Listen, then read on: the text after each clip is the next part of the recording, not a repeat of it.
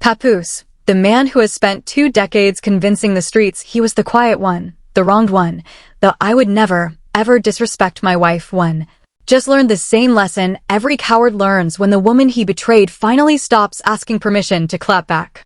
Remy Ma didn't just respond. She didn't just drop a freestyle. She didn't just do a couple of subliminal lines over a beat somebody found on YouTube. She reportedly went into a recording booth, lined up the entire history of this marriage, lined up the entire history of this affair, lined up the entire history of Claressa Shields allegedly pretending to be Remy's friend in the DMs while allegedly texting her husband behind her back, and she reportedly laid every single piece of it on wax with a calm that is not normal. That calm is what scares me. Because when a woman who has been publicly humiliated for years decides to be calm instead of loud, that is the moment where the man on the other side is supposed to realize the dynamic has permanently shifted. And what did Papoose Pap, as the streets have known him for years, reportedly do about it? What did the man who built an entire second public persona around being a protector of his household reportedly do the moment his estranged wife dropped the receipts? He reportedly sent a cease and desist. He reportedly ran to a lawyer. He reportedly tried to use legal paperwork to stop a diss record, which is the most embarrassed, most exposed, most publicly pathetic thing a man can do when a woman who has been publicly quiet for years finally decides her silence is over. And that is not even the worst part of this story. The worst part is that the cease and desist, the legal letter that is supposed to represent his power, his position, his control, allegedly dated April 18th, according to multiple outlets, reportedly landed in the public conversation about a week after Remy's track reportedly hit the internet, and by the time it became the topic of every blog in the industry, it was reportedly already doing the opposite of what it was reportedly designed to do. Because that letter allegedly did not shut Remy down. That letter allegedly gave Remy the single biggest reason to keep the story alive, and the streets are reportedly still vibrating from it. So buckle in. Because what we are about to walk through today is not just a diss track. It is not just a reaction video. It is not just a hip-hop gossip story. This is reportedly the moment one of the longest-running public humiliations in recent rap culture officially flipped, and the man who reportedly thought legal paperwork could keep the marriage on his terms is reportedly currently being outperformed, out-rapped, out-positioned, and out-narrated by the woman he allegedly betrayed and the boxer he reportedly chose her over. And we're going to break down exactly how we got here, why Claressa Shields is reportedly being dragged into her own boxing story, why the cease and desist reportedly proved Remy's point instead of disproving it, and why the entire industry is allegedly quietly watching to see who blinks first. Because somebody is going to blink, and the way the last several weeks have unfolded, it is reportedly not going to be Remy. Drop your thoughts in the comments, hit like, and subscribe. Let's get into it. So before we get into the receipts, the cease and desist, the diss record, the boxing press cycle, and every single thing Claressa Shields has reportedly been saying in interviews, let me set the table properly. Because this story didn't start 2 weeks ago. This story didn't start with the freestyle. This story didn't even really start with the affair rumor. The real beginning of this story, the moment we are all living through the consequences of right now, allegedly goes back to a marriage that a lot of people watched on television and a lot more people projected their own hopes onto. Remy Ma and Papoose have reportedly been the rap couple that the culture loved to point to when they wanted to prove that hip-hop relationships could actually work. Anniversary posts. The daughter. The public appearances where they reportedly looked unified. The love and hip-hop arc where the cameras supposedly captured something real. So when whispers started circulating about Pap and a certain undefeated middleweight champion, the first instinct of a lot of the culture was reportedly to reject the whispers, call them blog fodder, insist that Pap is a family man, and that none of us actually know what is happening behind closed doors. The culture reportedly gave Pap the benefit of the doubt for a long time. Longer than it should have. Longer than it had any business doing. And in that gap, Claressa Shields reportedly slid directly into Remy's direct messages, reportedly called her sis, reportedly asked her for styling tips, reportedly wished her a happy birthday, reportedly sent, I love you, reportedly kept tabs on what city Remy was in, and what she was watching, and what she was eating, reportedly all while allegedly being romantically involved with the man whose last name Remy still carries. Now let that settle in for a second. Let that actually land. Because the mistress is reportedly asking the wife for fashion tips. The mistress is reportedly texting the wife, I love you. The mistress is reportedly keeping tabs on the wife's daily life. That is not casual. That is allegedly diabolical. That is allegedly calculated. That is reportedly the kind of behavior pattern that does not show up in one message. That is reportedly the kind of behavior pattern that shows up across months of conversation, allegedly documented across multiple blogs that have reportedly circulated the receipts. And so when Remy reportedly went to the booth, she reportedly did not have to manufacture a thing. The pattern was reportedly already sitting in her phone. And that is the foundation of the entire story we are living through right now. That is reportedly why the diss records hit like they hit. That is reportedly why the cease and desist exists at all. Because Papoose is reportedly not suing over a song that came out of nowhere. Papoose is reportedly suing over a song that allegedly described a behavior pattern that can allegedly be cross-referenced against messages that reportedly still exist inside Remy's phone. So when you sit there and ask yourself, why is he so mad? The honest answer is simple. He is reportedly that mad because the record is allegedly that accurate. Now let me pivot into what we actually have on tape, because this is where it reportedly gets embarrassing for one side and reportedly free for the other. The first major piece of surface evidence is the diss record itself. Remy Ma literally went on Connie Diamond's track Head Tap and reportedly opened fire in the second verse, with Vibe and The Shade Room and blogs across the culture allegedly picking up the lines within hours. The track reportedly lit up every reaction channel. And the single most repeated reaction across all of those surfaces was reportedly the same one. People said the record sounded different. Not different in the sense of new production, new flow, new aesthetic. Different in the sense of tone. Different in the sense of target. Different in the sense that a woman who has reportedly been quiet for the better part of a decade chose this moment, chose this version of the genre, to reportedly say what she has reportedly been holding in her chest for years.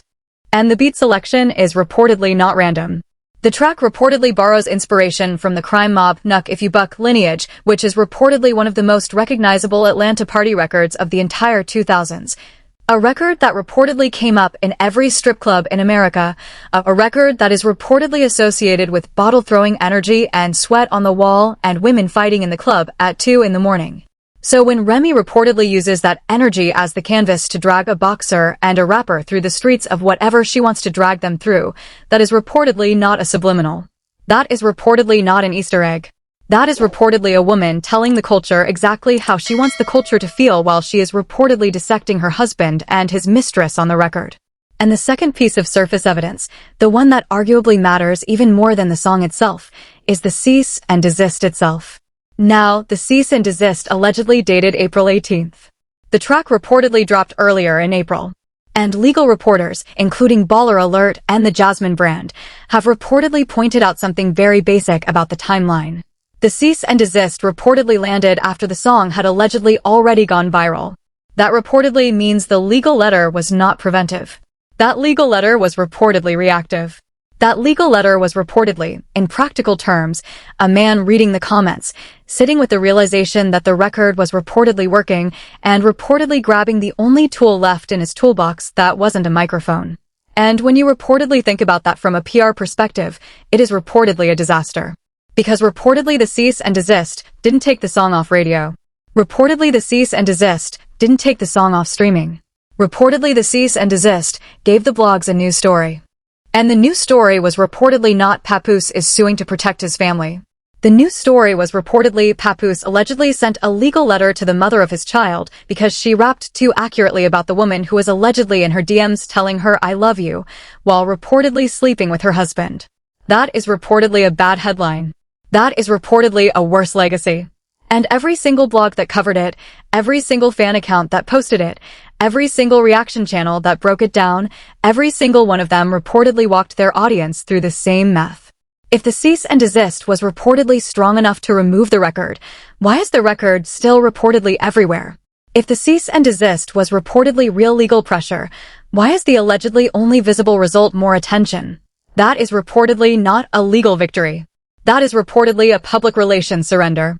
And that brings us to the third piece of surface evidence, which is reportedly the Instagram behavior in the days immediately after the cease and desist became the topic of the culture.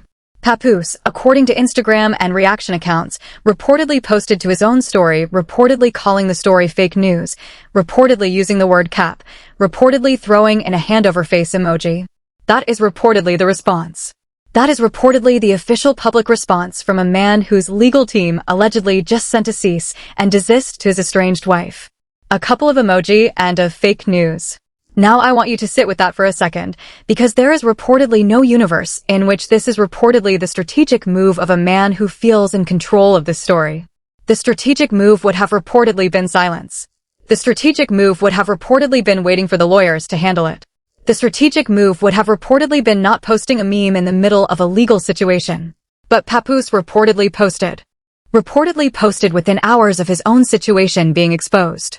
And every single posting allegedly made it worse, because every single posting allegedly reminded the culture that the man allegedly sending legal paperwork is allegedly also running to social media to clap back.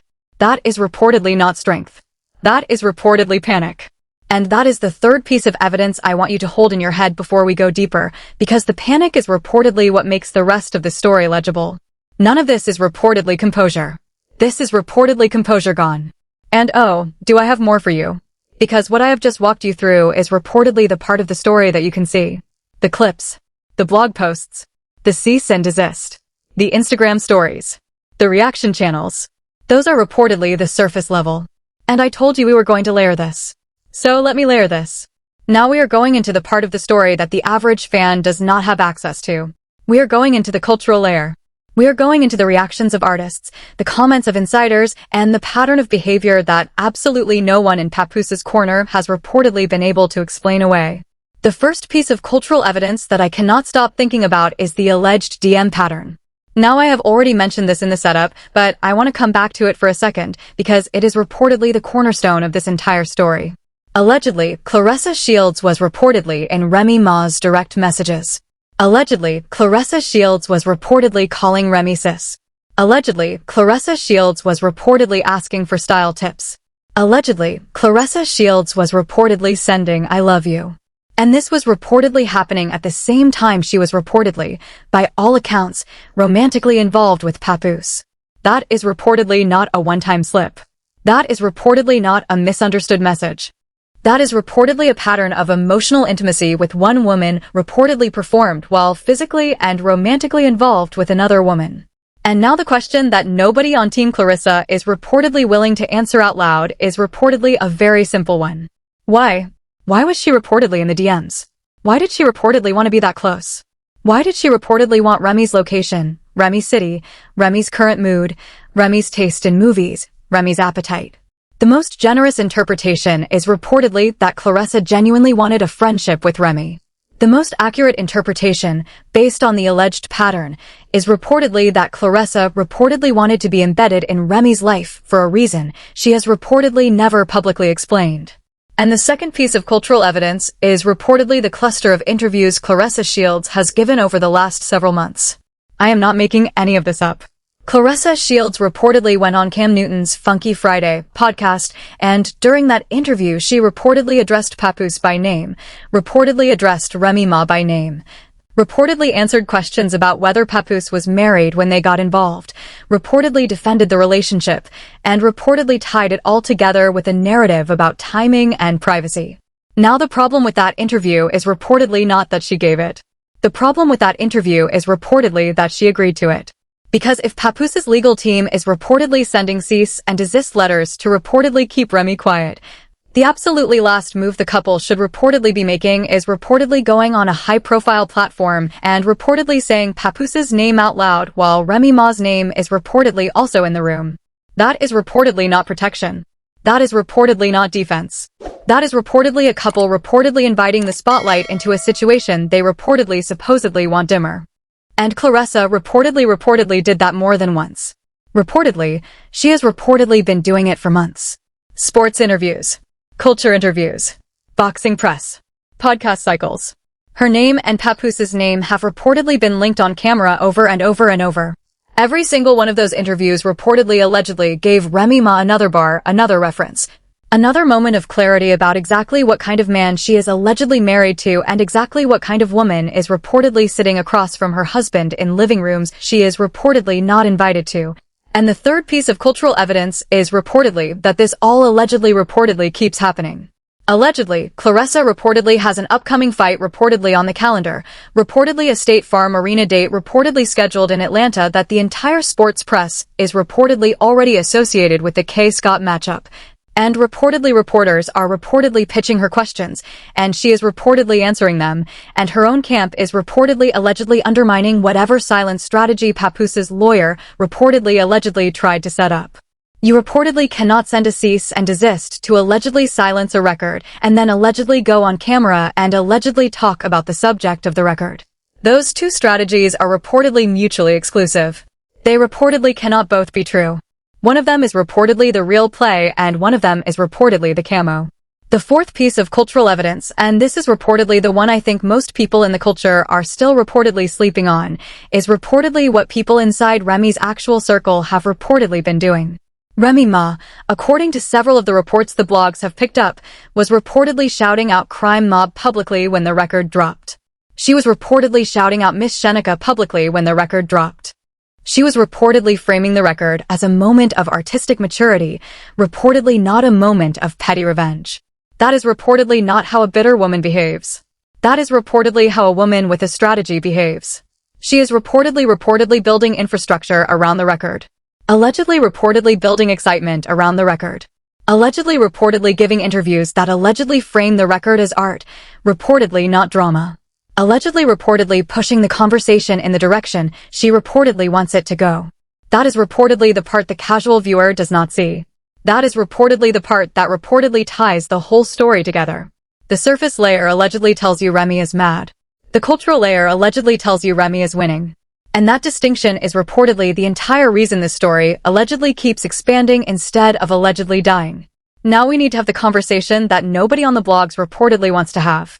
We need to have the conversation about what is actually happening underneath the gossip, underneath the DM drama, underneath the cease and desist, underneath the diss record, underneath the boxing press cycle. Because if you strip all of that away, what you are allegedly left with is reportedly a business story. This is reportedly a business story. This is reportedly a story about leverage, about brand positioning, about publishing ownership, about narrative control, about who is reportedly allowed to write their own story, and who is reportedly allegedly being forced to react to somebody else's. So let me walk you through the first systemic layer. The first systemic layer is reportedly the leverage shift. For the entire span of the alleged affair, Papoose reportedly had a positioning advantage. He reportedly had been able to talk about the situation in the soft language of a wronged family man. He reportedly had been able to use the marriage as cover while allegedly living a separate reality. He reportedly had been able to use silence as a tool without it being interpreted as weakness, because silence is reportedly what men are somehow told to do when the public story is unclear. Remy allegedly could not reportedly match that leverage because she reportedly did not want to drag her own daughter into the public spectacle. She reportedly did not want to put her actual marriage on TikTok for clicks. And she allegedly reportedly tried to keep the situation private long enough for the lawyers to handle it. That strategy reportedly failed. Not because the strategy is reportedly wrong, but reportedly because the other side of the situation reportedly has been talking the whole time. Allegedly, Claressa has reportedly been on camera. Allegedly, Papoose has reportedly been on social media. And reportedly so the leverage allegedly shifted on its own. Remy reportedly did not have to allegedly manufacture the leverage. The leverage reportedly came from her restraint. And the moment she allegedly reportedly decided to allegedly use it, the leverage allegedly reportedly landed like a hammer. The second systemic layer is reportedly the publishing reality. Here is reportedly the part that almost nobody in the culture is reportedly talking about. A diss record is reportedly not just a clip. A diss record is reportedly a piece of intellectual property. The reported writer of the lyrics reportedly owns the publishing. The reported producer of the beat reportedly owns a slice. The artist reportedly performing the record reportedly owns a slice. And every reported stream, every reported radio spin, every reported TikTok use of the audio reportedly generates micropayments that reportedly accrue to those owners. So when Remy reportedly drops a record that reportedly goes viral, the reportedly viral record is reportedly becoming an alleged income stream. And every single person who reportedly wanted the record removed reportedly had no problem with the record allegedly being used as fuel for engagement. That is reportedly a contradiction. That is reportedly the kind of contradiction anyone inside the label system reportedly recognizes. You allegedly reportedly cannot publicly oppose a record while reportedly privately allegedly benefiting from its alleged cultural footprint. The third systemic layer is reportedly the boxing promotion ecosystem, and this is reportedly the part that allegedly matters most for people who reportedly think this is only an entertainment story. Claressa Shields is reportedly not just a fighter. Claressa Shields is reportedly a television property. Her fights are reportedly purchased by subscription platforms that run on exclusivity windows. Her interviews are reportedly packaged into content drops that reportedly drive subscriber counts and keep algorithmic feeds active. Her press cycle reportedly keeps her center of attention on platforms that reportedly monetize attention at scale. Allegedly, so the question that reportedly nobody is reportedly asking on boxing media is allegedly very simple. Is the current Remy controversy allegedly generating more attention for Claressa's fight than her actual training camp? Because the attention allegedly cycles together. Every blog that allegedly covers the diss record reportedly puts Claressa's name in front of a non-boxing audience that allegedly did not know she had a fight. The same way every blog that allegedly covers the boxing match reportedly puts Remy's name in front of an audience that allegedly was not paying attention to the diss record. The two stories reportedly feed each other. That is reportedly not drama. That is reportedly attention arbitrage. And the people allegedly benefiting from the arbitrage are allegedly the same people allegedly sending cease and desist letters allegedly trying to shut the arbitrage down. That reportedly is why this is reportedly going to keep running. Because it reportedly pays. And the fourth systemic layer is reportedly the divorce economics of it all. Allegedly, there are two alleged reported realities running parallel right now. Allegedly, reality number one is that the reported divorce is reportedly allegedly unresolved. Allegedly, reality number two is that the alleged cease and desist allegedly was reportedly filed during that reported window. Allegedly, so what does that report reportedly tell you about reported priorities? It reportedly tells you that the same legal apparatus that is allegedly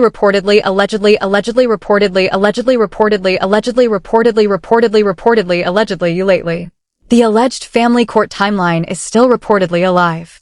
The alleged publishing rights on the diss record are reportedly still allegedly generating alleged micropayments. The alleged boxing match is still reportedly bringing the alleged mistress's alleged name in front of an allegedly larger alleged audience. And allegedly, the alleged industry will reportedly keep reporting on the alleged storyline because it reportedly pays to allegedly report on it. Allegedly, so if you allegedly think this is allegedly winding down, you are allegedly not paying attention. Allegedly, this is the alleged build. Alright, now we get to the moment everything has reportedly been building toward. The major truth bomb. Because there is reportedly one thing in this story that allegedly cannot be defended by any of the people allegedly involved. There is allegedly one thing that allegedly has no counter-narrative. There is allegedly one thing that reportedly collapses every single alleged clean story that Papoose and Claressa have reportedly been trying to sell. And here it is. The alleged mix. The reported mixture of reported legal aggression and reported media silence and reported on-camera talk and reported Instagram clapback and reported alleged DM history and reported diss record release and reported beat selection and the reported timing of it all allegedly points to a single conclusion. Papoose allegedly does not reportedly want a divorce. Papoose allegedly does not reportedly want his wife to have victory. Papoose allegedly does not reportedly want the public to see his wife allegedly standing up in front of the culture and the culture reportedly giving her the win. That is the truth bomb. The truth bomb is reportedly not the diss record. The truth bomb is reportedly not the cease and desist. The truth bomb is allegedly not even Claressa. The truth bomb is reportedly that Papoose allegedly chose legal pressure over the one move that allegedly would have actually killed the entire story. He could have reportedly signed the divorce papers. He reportedly did not. He could have reportedly moved on. He reportedly chose not to. He could have reportedly let his wife keep her peace. He reportedly chose not to. And every single move he has reportedly made since the diss record dropped has allegedly confirmed that he reportedly values the public image of the marriage more than he reportedly values the actual function of the marriage. That is reportedly the single most revealing detail about this entire situation. Because the man allegedly reportedly sending a cease and desist would allegedly reportedly be the same man reportedly signing divorce papers if he allegedly reportedly wanted peace. He allegedly reportedly would not have allegedly reportedly filed anything if he allegedly reportedly thought the marriage should continue. He allegedly reportedly is reportedly using the legal system to allegedly reportedly keep the marriage in a reported state of limbo that allegedly reportedly makes his wife allegedly reportedly unable to move on. That is reportedly allegedly not a husband. That is reportedly allegedly alleged hostage situation of reported feelings. Legally quiet. Publicly loud.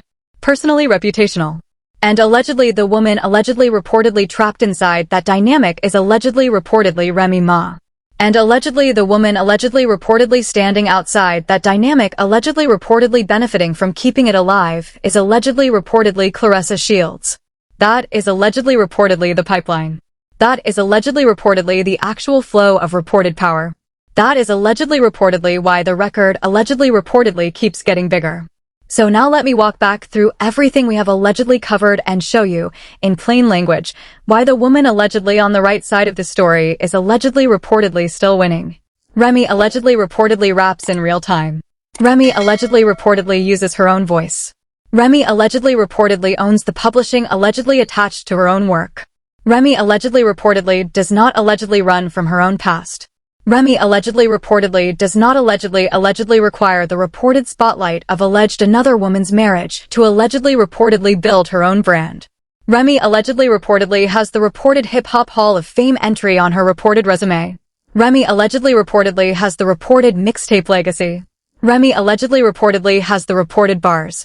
Remy allegedly reportedly has the reported daughter she is allegedly reportedly raising, while allegedly the man who allegedly reportedly helped make the daughter is allegedly reportedly off allegedly shopping with his reported mistress. Remy allegedly reportedly absorbed every single reported public embarrassment of this entire alleged saga in reported silence for years, and allegedly reportedly chose when, where, and on what beat she allegedly reportedly wanted to respond. That is the entire story. That is allegedly reportedly who Remy Ma is. That is allegedly reportedly why Remy Ma allegedly reportedly wins this. Not because she allegedly reportedly shouted louder.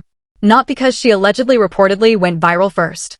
Because she allegedly reportedly held her ground through years of allegedly reportedly being publicly humiliated and allegedly reportedly came out the other side with reported bars, with a reported brand, with a reported daughter, with a reported fan base, and with a reported record that allegedly reportedly the entire reported culture is allegedly reportedly respecting.